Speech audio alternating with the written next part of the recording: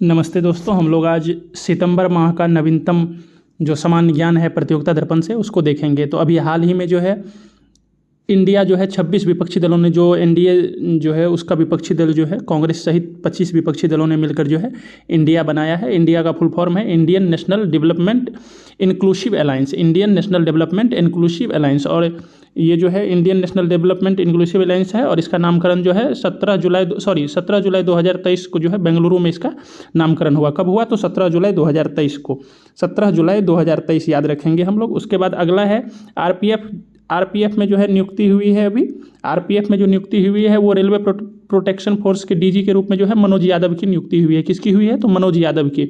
इससे पहले जो है 31 जुलाई 2025 तक के लिए इनकी नियुक्ति हुई है। और पूर्व में जो है संजय चंदर थे। कौन थे पद पे? तो संजय चंदर थे, संजय चंदर।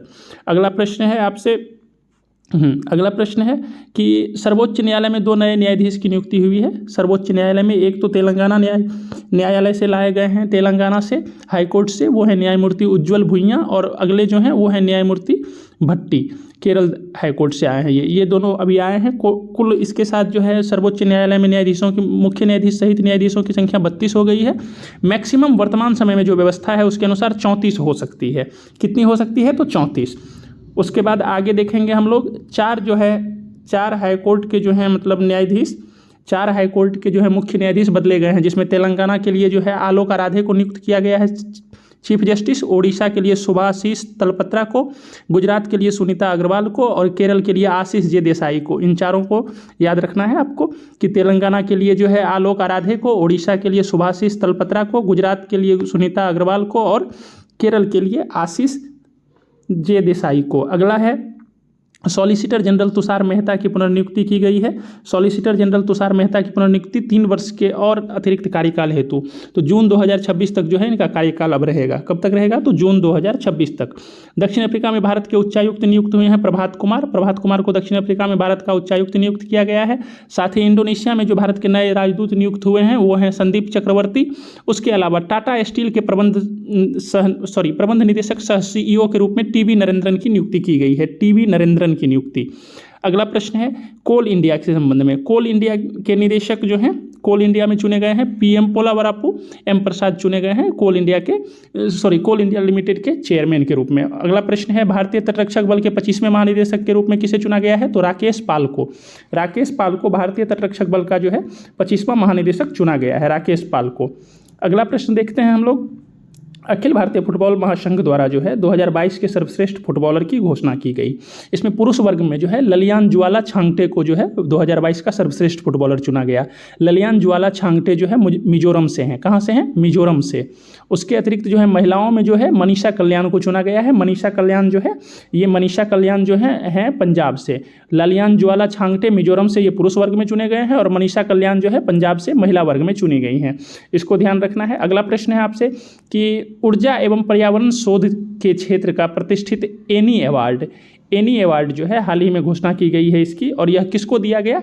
एनी अवार्ड किसको दिया गया? तो ये दिया गया है IIT मद्रास के प्रोफेसर थे, ठीक है, प्रदीप को, ठीक है, IIT मद्रास के प्रोफेसर प्रदीप को दिया गया है। और उसके बाद अगला प्रश्न है आपसे कि गांधी शांति पुरस्कार जो है, गांधी शांति पुरस्कार 2021 की घोषणा की गई है। गांधी शांति पुरस्कार 2021, ठीक है। तो यह पुरस्कार जो है आपको दिया गया है। यह पुरस्कार गीता प्रेस गोरखपुर को दिया गया है। वर्ष 1995 से यह पुरस्कार दिया जाता है। वर्ष 1995 से यह पुरस्कार दिया जाता है।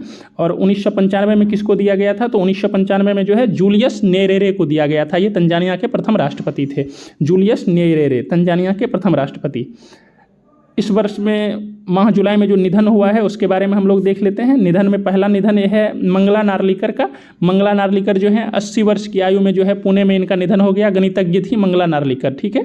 और जयंत नार्लिकर जो हम लोग पढ़े हुए हैं, खगोलविद थे जयंत नार्लिकर, उनकी पत्नी थी मंगला नार्लिकर मैथमेटिशियन थी, गणितज्ञ थी, जिनका कि निधन हो गया। दूसरा निधन देखेंगे, दूसरा निधन है ओमान चांडी जी का। ओमान चांडी जो केरल के पूर्व CM थे, 79 वर्ष की आयु में इनका निधन हो गया। कितने वर्ष की आयु में? तो 79 वर्ष की आयु में केरल के पूर्व मुख्यमंत्री ओमान चांडी का निधन हो गया। अगला प्रश्न है, अगला निधन है के.एम. वासुदेवन नंबूदरी का। के.एम. वासुदेवन नंबूदरी का जो है कोट्टल में निधन हुआ है। 98 वर्ष की आयु में इनका निधन हो गया। 98 वर्ष की आयु में निधन हुआ है। प्रसिद्ध चित्रकार थे एवं कला निर्देशक थे। राजा रवि वर्मा पुरस्कार भी इन्होंने प्राप्त किया था।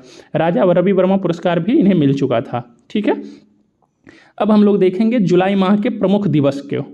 प्रमुख दिवस जो है जुलाई माह का, तो 1 जुलाई को हम लोग कौन कौन सा दिवस मनाते हैं? तो पहला तो SBI का स्थापना दिवस है, दूसरा राष्ट्रीय चिकित्सक दिवस है, तीसरा CA दिवस है और चौथा कनाडा का राष्ट्रीय दिवस है।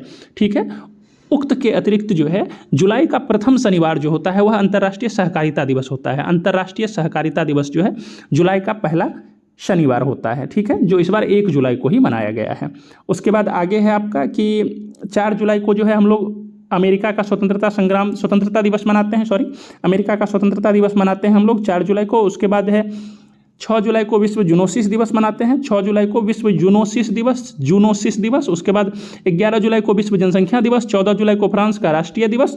ठीक है, उक्त के अतिरिक्त 15 जुलाई को विश्व युवा कौशल दिवस। 17 जुलाई को जो है विश्व इमोजी दिवस मनाते हैं 17 जुलाई को। 18 जुलाई को जो है 18 जुलाई को अंतर्राष्ट्रीय नेल्सन मंडेला दिवस। 2010 में पहली बार ये मनाया गया था, 2009 में प्रस्ताव पारित हुआ था ये। ठीक है, और अंतर्राष्ट्रीय नेल्सन मंडेला दिवस बहुत ज़्यादा महत्वपूर्ण भी हो जाता है। 18 जुलाई को मनाते हैं।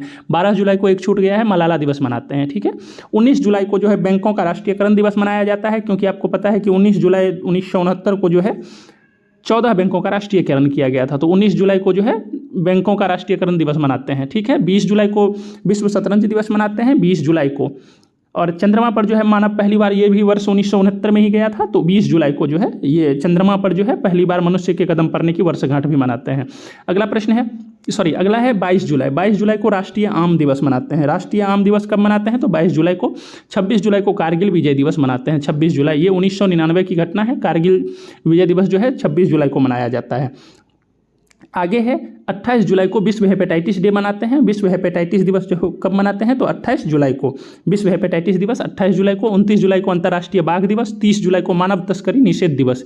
2013 में इसका प्रस्ताव लाया गया था, विश्व मानव तस्करी निषेध दिवस का। ये कब मनाते हैं? तो 30 जुलाई को। अब आगे देखते हैं हम लोग, वर्ष 2023 में जो है विश्व सुंदरी प्रतियोगिता जो है 71वीं प्रतियोगिता जो है भारत में आयोजित होने वाली है। इससे पूर्व भारत में जो है कब हुई थी आयोजित? तो 1996 में आयोजित हुई थी। 27 वर्ष के बाद जो है भारत में फिर से जो है मिस वर्ल्ड जो है आयोजित होने वाला है। ठीक है, मिस वर्ल्ड ऑर्गेनाइजेशन के जो हैं ये अध्यक्ष और CEO जो हैं जूलिया मार्ले हैं, इन्होंने ही बताया कि इस बार जो है इसका आयोजन भारत में होना है और ये जम्मू कश्मीर में होना है इसका आयोजन। ठीक है, अब तक भारत से कुल 6 मिस वर्ल्ड जो है रह चुकी हैं, जिसमें प्रथम जो है रीता फारिया है 1966 में, और 2017 में जो है मानसी चिल्लर चुनी गई थी। ठीक है, उसके बाद एक CMF एक्सरसाइज है, ऑपरेशन सदर रेडिनेस कहते हैं, और 2023 में जो है ये अमेरिका, इटली, ब्रिटेन, सेशेल्स के रक्षा बलों व समुद्री पुलिस तथा यूरोपियन यूनियन के जो नेवल फोर्स के साथ साथ जो है भारत भी इसमें भाग लिया था। भारत की ओर से जो है इसमें INS सुनैना ने भाग लिया था। INS सुनैना ने इसमें भारत की ओर से भाग लिया था। आगे है जिमैक्स जो है जापान और भारत के बीच का एक्सरसाइज है। यह पहले तो विशाखापत्तनम के तट पर हुआ और उसके बाद जो है बंगाल की खाड़ी में भी हुआ इसका आयोजन। ठीक है, जिमैक्स 2023। इससे पूर्व में भी 2022 में भी यही इसका था, पहले विशाखापत्तनम में फिर बंगाल की खाड़ी में। अगला है आपसे कि 19 वर्ष बाद जो है सिंगापुर में किसी महिला को जो है फांसी की सज़ा सुनाई गई। इससे पूर्व जो है 2004 में सुनाई गई थी। उसके पुरुषों को तो फांसी दी ही जाती है, लेकिन ये महिलाओं के बारे में जो है 19 वर्ष बाद हुआ है। 2004 के बाद 2023 में सारा देवी जमानी को फांसी दी गई है, सारा देवी जमानी को। अब कुछ महत्वपूर्ण पुस्तक को देख लेते हैं। तो पुस्तक है द गोल्डन ईयर्स बुक है, द गोल्डन ईयर्स। ठीक है, इसके लेखक कौन है? द गोल्डन ईयर्स, इसका पूरा नाम हो जाएगा the golden years the many joys of living a good long life. इसके पुस्तक के लेखक हो जाएंगे रस्किन बॉन्ड हो जाएंगे। अगला पुस्तक है स्मोक एंड एसेज, इसके हो जाएंगे स्मोक एंड एसेज हो जाएगा पुस्तक का नाम, और इसके लेखक कौन हो जाएंगे? तो अमिताभ घोष हैं। इसके लेखक कौन है? अमिताभ घोष। अगला है how the best leader lead. ठीक है, इसके जो हैं ब्रायन टेरी हैं। कौन है इसके how the best leader lead के लेखक जो हैं ब्रायन टेरी। ठीक है, अगला प्रश्न है हीरो ऑफ कुमायूं के लेखक कौन है? हीरो ऑफ कुमायूं के लेखक जो हैं ये हैं डफ हार्ट डेविस हैं। हीरो ऑफ कुमायूं के लेखक जो हैं डफ हार्ट डेविस हैं। धन्यवाद।